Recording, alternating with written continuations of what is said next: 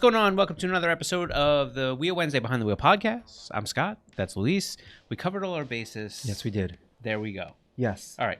Listen, getting right into it. With us is no stranger to the podcast, no stranger to us. Yeah. We have gotten to the opportunity to really get to know this person over the last few years, and truly one of my favorites. And the boy's hot right now. Yeah, man. Listen, He's on a roll right now. When you got it, you got it. Yeah, bro. You know, that's what people tell me anyway. So let's get in here. PROSPEC. I want to say a whole bunch of things, but PROSPEC Driver, Derek Madison. Woo! What's happening, What's man? up, Derek? Oh, there's a whole nothing. intro going on right now. Man, that the fans are gonna see, but you won't can't see it until So later listen, on. so many things going on. One, congrats. You've always been part of the FuelLab family with your program, but now you're officially part of the FuelLab family as kind of working with them legitimately. Yeah. I mean, they've been on my program since we went into FD. They just started as just a basic program, and then we've worked into title, as you guys have seen over the last couple of years, and they're real close to my house. So I just came in here, and Brian's like, "You want a job?" I'm like, "You know what? Yeah, it sounds sounds awesome." So that's a win-win-win. Yeah. Well, Yeah. I think it's good though. I also think it speaks volumes about the company because, those that kind of help their own is a big piece. And so to not only be in on your program and not only be in on drifting and make, products, but also to kind of have you in-house, I think is a really rad thing. So congrats on that. Right. Yeah. Thank you. It's cool. We can do like in-house videos and stuff like that, and kind of really good boost the PR stuff over here, and it kind of looks good for me, looks good for them, so it'll work out really well. I'm happy to be here. So yeah, it's been a good year so far. Well, speaking of being a good year, Yeah, man, you're taking, you're kicking ass and taking names. And I think that it's been truly, like, not even BSing you. I think I've said it to you in an email, but like it's been truly an absolute great pleasure to watch you be able to do as well as you're doing this year. You deserve it. There's not everybody I can say like deserves the accolades that are coming to you, but you're a guy that, like, I have watched from the beginning, kind of, put your loyalty into people, put your trust into people, work with good partners, continue to bang away at it, like continue to work as hard as you possibly can, and it's relentless. For all those people that think you just show up at the track and everything's so great, right? Like, you just go drifting. That's all there is to it. There's, tens of thousands of hours that happen behind each one of those events. Well, and one of the things that I've told Derek before too, and hanging with you in Jersey and stuff, is the comfortability that you've gotten to. I see you, bro. You're just like chilling, and I think that adds to your success. You're kind of just on some, like, you know what, I'm gonna go do this. I love doing this, and it just shows, bro. Like, even at St. Louis, the way you came out and just basically owned that track. You know what I mean? Yeah. You were the people's champ on that day for me. Man, I felt like I'd won the event after top 32. You know what I mean? The people's champ was literally the most spot on thing. It's just all about the fun now. I'd go to these local events and I'd shred and I'd have such a good time, and then I'd go to FD and I'd just be stressed to the max, or this, that, and the other thing. And we've just kind of taken a different approach this year. And we've done well in the past. We've gotten a podium in the past, but I mean, overall this year, the driving is just gone nuts in comparison to the years past. I mean, we've progressed every single year, but this year is just like, I don't know what we did, but it worked. So there's a couple questions that I have for you that really have jogged my mind. So I'm asking this from a perspective of watching you as an enthusiast, right? So first thing I saw this year, before you even talk about FD, is the Pro-Ams, whether it be the Clutch Kickers events or some of the other, the shootouts and different things like 10K that. event. Yeah. You really have had some good success there, especially as of late. And it seems like, you're making more of an effort to hit those events. Do those events change your mindset when you get to an FD, or is it the confidence you've gotten from the event? Like, which one kind of comes first? You know, that's tough. And I'm going to kind of rewind back to LS Fest last year. Okay. Last year at LS Fest was a similar deal. You know, it's like a fun event, it pays, but like there's no full stress of FD. Some of the best driving I've ever done, you know, to date. Like, bar none, best driving consistently, run after run after run. And my dad's like, what just happened? Like, what? He's like, I've never seen you drive like that. So I just we figured out what we needed to do to get our mindset into that. And I realized it's just like what we said, it's the lax, chilling, like the good, smooth vibes with the homies. And that's kind of what makes me drive my best. So I'm not stressed out and strung out. And, you know, going into that 10K first thing in March this year, it was the same deal. You know, we roll up, we're there to have fun. There's a lot of heavy hitters, several pros, retired pros, old pros, up and comers, and then just a ton of local shredders. And I mean, I had Human in round one, you know, so a pro guy in round one, another dude in the next round who's good enough to be in ProSpec, and then I had another Pro 2 guy. You know, it's just like one after another. So like the hitters are here. It's just the mindset's different, and I drive better. So that's kind of, I would say those came first, and I just took that mindset into FD, and it's just changed everything for me. You know, and just definitely that. I think that it's been so interesting to do this podcast and speak to a lot of drivers. And you know what's so interesting to me is that you're probably now the fourth or fifth person that we've spoken to that has had recent successes. Copies? Something's going on. All right.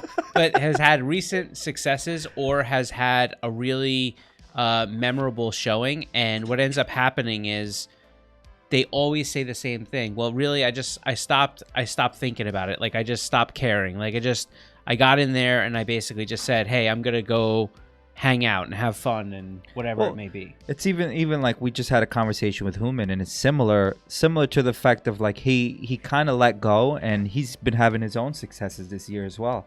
Yeah, you know? I mean, but I even think about Stookie when he came out in that first event. You know, we talked a lot to Travis Reeder. Yep. And you know, a lot of these guys that are saying that they're finding their driving to be better, or it's just when they get to that point where they're like, you know what, this is stupid.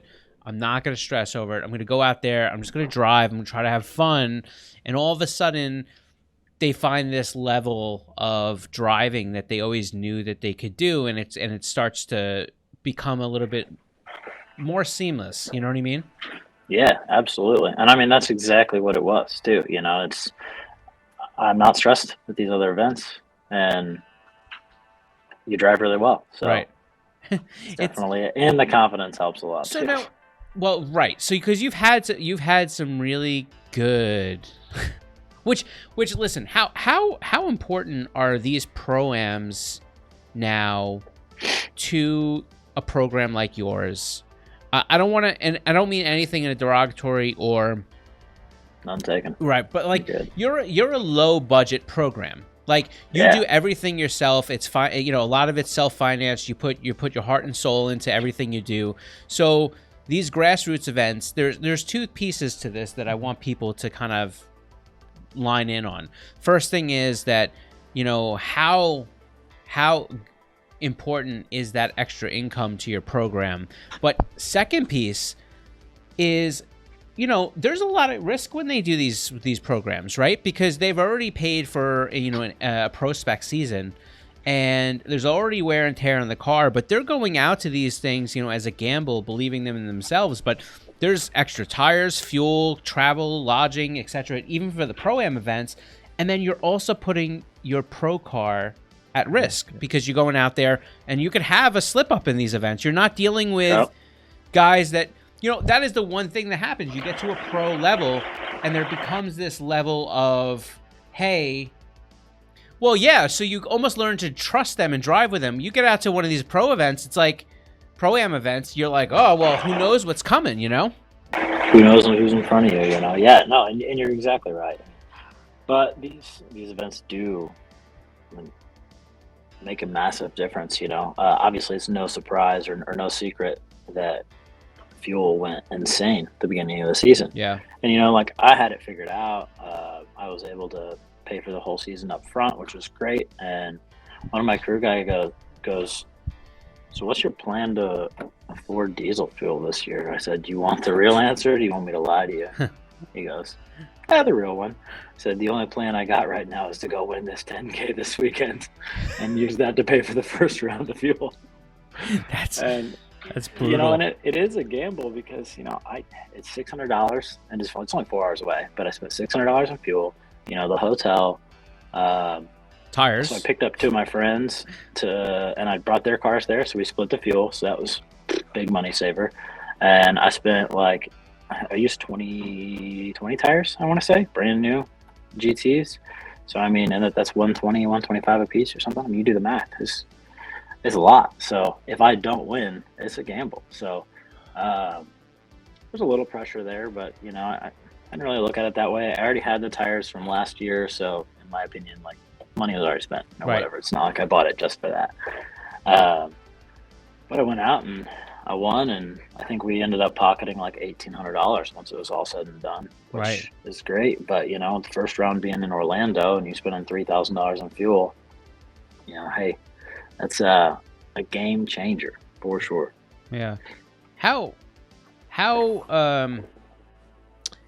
much effort do you give thought to going to some of these events between ProSpec rounds and the possibility that you're going to run into somebody that just doesn't have the skill level or a consistency that you can count on, and that fear of your car taking the lumps?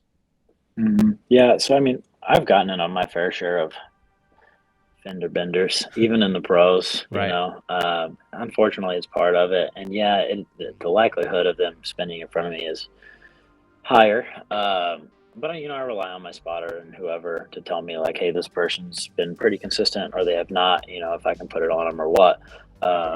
And I kind of take that into account, but I'm a very patient driver. And if a driver in front of me is slower or making mistakes, I'm pretty good at keeping myself in the pocket and keeping myself in a position where I can bail if I need to. And luckily, I haven't had any real concerns in any of those 10Ks as of yet, knock on wood. Yeah. But it is a gamble because I don't have the spares package that a lot of teams have. I've got Kevin Lawrence's old spares package from 4 years ago that I bought that doesn't even have all the parts in it from the front. And then, I don't have spare knuckles and spare rear control arms in the back, but so it's a gamble, but I'm here for it and I need the money to keep going, and I'm just gonna send it, I guess. So and I think we discussed this a little bit before. One of the things that I notice is everyone has their own way of seat time, during seasons and whatnot. And for example, for you doing these 10Ks and doing these pro-am events is, I would say, equivalent to what you would consider seat time to get you prepped for some of these FD events and whatnot, right? I would say. Yeah. How do you feel about that? Is that something that you would recommend to other drivers coming up, or is this something just you do? How do you feel about that? Yeah, I love dash events, don't get me wrong, but I feel like you get a more clean cut tandem whenever you're on a track and you have a specific line to drive that's being judged. So you always know what you're doing. And if you're wanting to be a competitive driver, obviously all the competition practice you can get, the better. And that still goes for me. I'm in the pros, even tandeming with people who aren't. I still get better and better, and I still learn a lot from these events. And the more seat time, the merrier. And you see new tracks, new track layouts, all kinds of different things. It gives you new exposure to new things, and that's also going to make you better and better throughout. So I recommend anybody to go these 10Ks because what do you have to lose? The event entries are barely more, if any more at all, than your regular drift event. You get a ton of seat time, ton of practice time, and you get a chance to win some money. Who doesn't like money? Yeah. What do you see as kind of your plan for this year? Let's can I throw some hypotheticals at you? Hit me. All right. So hypothetically, let's propose that you podium this, you earn a pro license this year. Now, we all know the standard answer to this of, well, it depends on budget, right? But I've seen a few things that have happened over the course of over the last few years, right? You've seen guys that have earned pro licenses that have declined and said, hey, look, I'm going to stay down. Maybe it's for budget, but maybe it's also for seat time, right? Maybe it's also for, let me continue to do this before I have to ramp up the funding on my program and build a new car, because we all know that you're not going to just run in with the same exact spec. Maybe you'll use the same chassis if you have to. We've seen people do that, but there's definitely a lot that goes into changing it and bringing it to that next level. Right. So just let's even go. I'm going to take the funding out of this. Let's take the funding out of it. Let's say you can get the funding to be able to, or equal type funding to what you have in relation to the scale of 4 more events. Right. Do you make the jump or do you stay back? That's such a tough question. It really is, because obviously we've had a good run this year, and everything's gone really well for us, but are we ready for that pro level yet?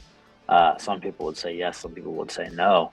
A lot of people will say, well, if you can podium twice in a year, you're pretty much on track to having the ability to go up. Some people say you should podium 3 or 4 rounds a year. If you're not dominating the PROSPEC field, why would you go up?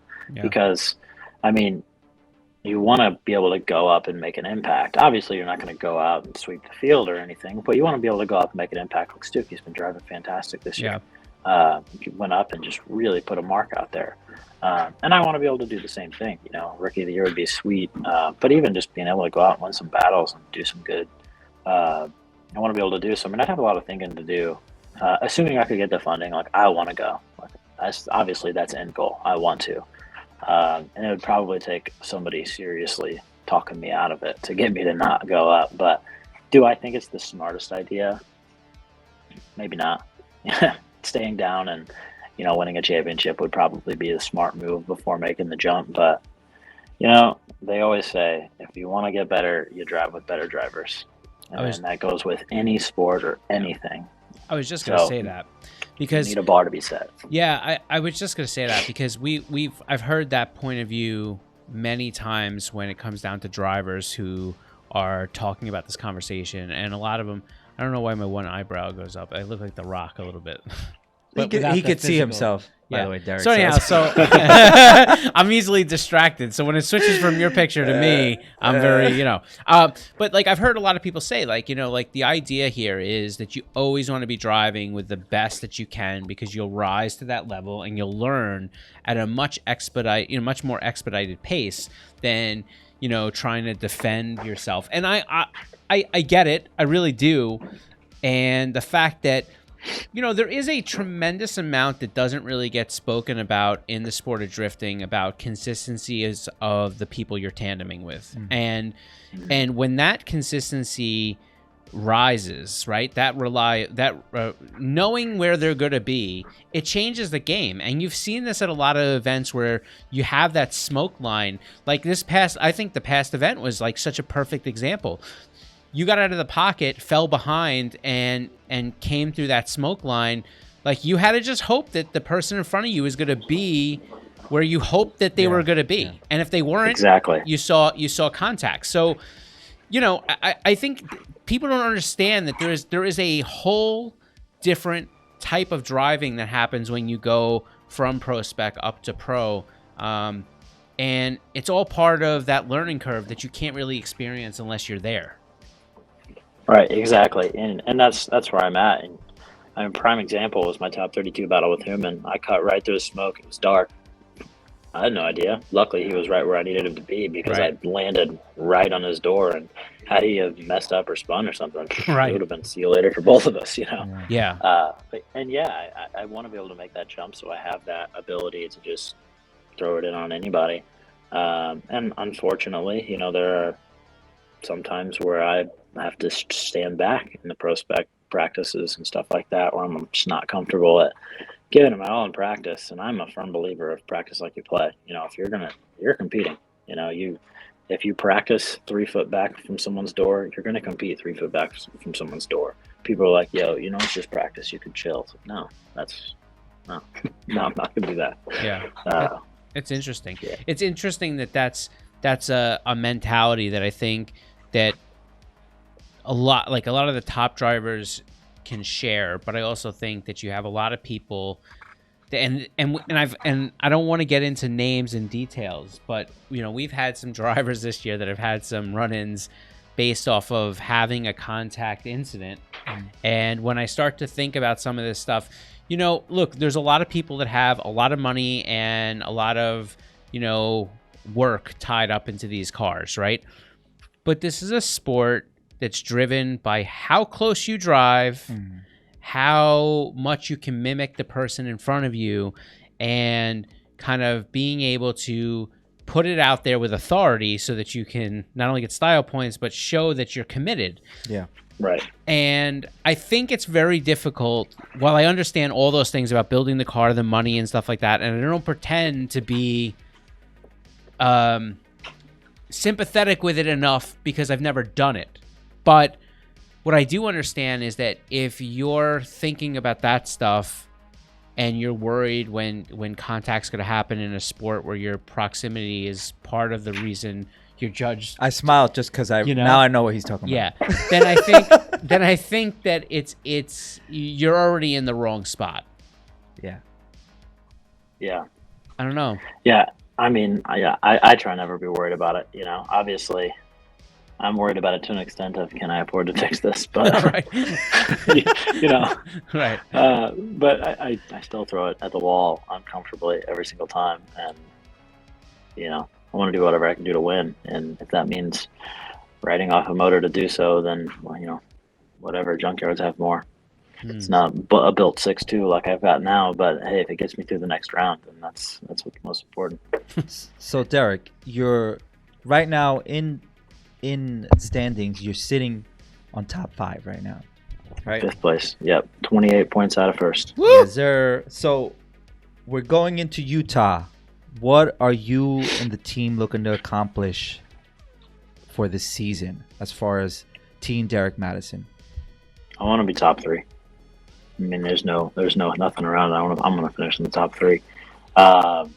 We consistently have the fastest, or if not the fastest, top 3 fastest cars in ProSpec every round. One of my buddies' spotters times cars every round, and we are consistently one of the fastest. And I'm going to make it faster for Utah. Yeah. I love fast tracks. St. Louis's old layout, bro. The raddest track, Texas. That was where I got my first podium. Yeah. Fast track. I was made for this kind of driving. I mean, the banked ovals, don't get me wrong, it's fun, but go fast stuff is where I'm at. So I'm fired up, and we're going to add some more grip into the car. And I have very high hopes. I want to finish on the podium again, and that's what it's going to take for us to go top 3, because the top 3 are 6 points apart. Have you ever done this course in Utah? Nope. No, right? Nope. It's a new track. It's going to be a new track for everybody. I just want to, yeah, okay. Some dudes have been renting it out to test and stuff. A couple ProSpec guys, several pros, just because money comes out the orifices, I guess. But I don't have that. We should have like a GoFundMe for Derek that basically says help him test Utah before Utah. Yeah, I think they're there right now, actually. Oh my today god, is the test day. Yeah, it's interesting, but I mean, for the most part, I think a lot of the playing field will be on an even keel because of the fact that it's a new track. So that's right. Usually what we see. We've seen that before when kind of St. Louis was introduced.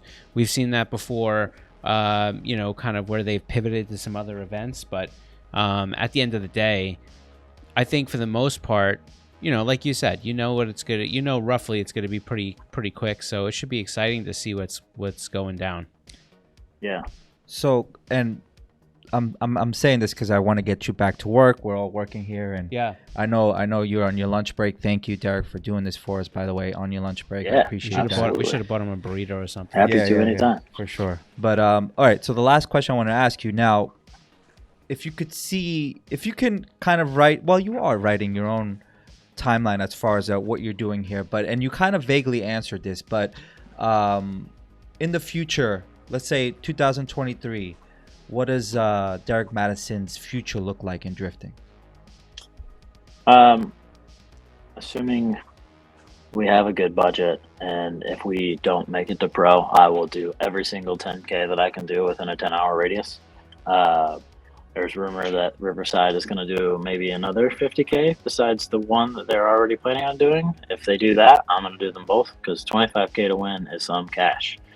I think we pulled 3,000 out of that one, getting 4th place, and that was because we ran out of tires. We didn't have any more new tires. We were on used tires in the Final Four and used tires in the battle for 3rd. Oh my god!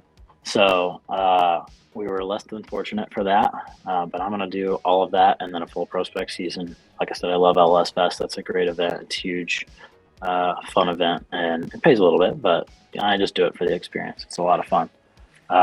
And if we make the jump to pro, assuming we can get the funding and we get the license, of course, that, and then, we'll sprinkle in a 10K here and there if I can, but, twice the schedule kind of makes for a little bit more difficult to pick up those other few rounds. Right now I'm only at 4 rounds in ProSpec, so I have the time to grab 2 or 3 or 4 10Ks or whatever, whereas going into pro, it's like you're going every other weekend. So yeah,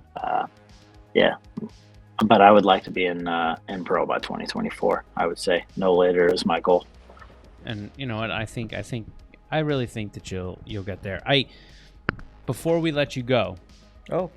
Yeah, I just want to say, like, with all BSing aside, like, honestly, you're one of the dudes that we are constantly rooting for. It's honestly a pleasure to be a small part of your program, and man, we wish you so much luck to go with all that skill. So we're excited to see what you got coming up. Yeah, well, for sure. Well, and I said this to you in Jersey. He's the only guy that was playing that had speakers. I think you guys were barbecuing too. Just chilling, dude. Like, and only once. I actually did the robot while I was in there, like, kind of, nice. Nice. Then Nick was like, "Yo, dude, break out the cardboard because they want to see me do a head spin." So next time we hang out, dude, I'm gonna do a head spin on cardboard. On cardboard. Maybe want to go something a little tougher than cardboard on the asphalt. Yeah, I'm about it. But literally the only one that had a party going on, before he's about to go shred shit up. Feel good, drive good, so you gotta let some bops over the radio and have a good time. We got the barbecue, we got Blackstone, all that always going. Yeah, I love that. Listen, Derek, it's about the good times. Thank you so much for coming on and taking your lunch break. I hope that you still have time to shove a burrito or something down there. Oh yeah, always. Pause. Just... That's a New York thing. That's a New York thing. It felt reasonable at that juncture. So we'll explain it later on, Derek. Yeah. So anyhow, we appreciate you, man. Good luck. Thank you, Derek. I appreciate we're excited it, to see thanks for having me, guys. As always, I appreciate it, and thanks for letting me be a part of the Koenig family. So. Oh, dude, it's our pleasure. All right, boys. All right. Well, thanks much. Back from lunch, my man. Take care. See you. So listen, I don't want to throw too much at this, right? Okay. Because I think sometimes these catch-ups are super fun. Yeah. One, because I think that since the last time even we spoke to Derek, I think you could see his mindset continuously growing and changing, right? 100%. It's excited to kind of watch a star while it's, rising. Happening. Right in front of you. Yeah. And so when you can see that, when you visually can see somebody, you're like, man, this dude's got it, and it's getting better and better and better. Yeah. It's fun. It is. It's fun. It's fun to just watch it, but also know while you're watching it that it's getting better. Like, you know what I mean? Like, It's not like you're like, oh, damn, look where he came from. No, you're watching it. It's happening. Yeah, and I think that's the reason why I like doing this podcast, is getting to kind of show also our relationship with them. Yeah. you know, because we are very genuine. Like, for example, me and Derek, we text and all that all the time and stuff. And unfortunately, we can't be at every event, but this is the way we kind of get to catch up right in front of you guys. So, but yeah, on the point of seeing a star rising, man, of course, man, the dude is killing it. And I'm just glad that he had time to kind of jump on with us, and you know, we're excited to be along the ride with him. You know what I mean, and see him go in that direction. And as he knows, we're here with him along the way. So yeah. So before we get out of here, make sure you click that like button if you're on YouTube. Make sure you are subscribed. If you are not subscribed, I'm telling you, you're missing out. We have done so many, 5 this year, wheel giveaways, and it's all done through our YouTube channel, Koenig Wheels USA. So if you're listening on iTunes, Stitcher, iHeartMedia, Google Play, Spotify, I think I got them all, then my man got the memory on point. Then you need to be subscribed to our YouTube channel. So that's that. Also, we put out a piece of content every Friday. I'm not going to tell you what it is this Friday. You should just go look. If you're subscribed and you click the notification bell, you're already going to find out. Yeah. So it's all good. And let's and you know, if you're part of the Koenig clan that maybe isn't familiar with Derek Madison, make sure you go follow him on social media. He is one of those dudes that if you meet him at an event, you will be like, this is why people drive. This is why car enthusiasts need to stick together, because it's people like him that are transitioning and progressing our sport forward.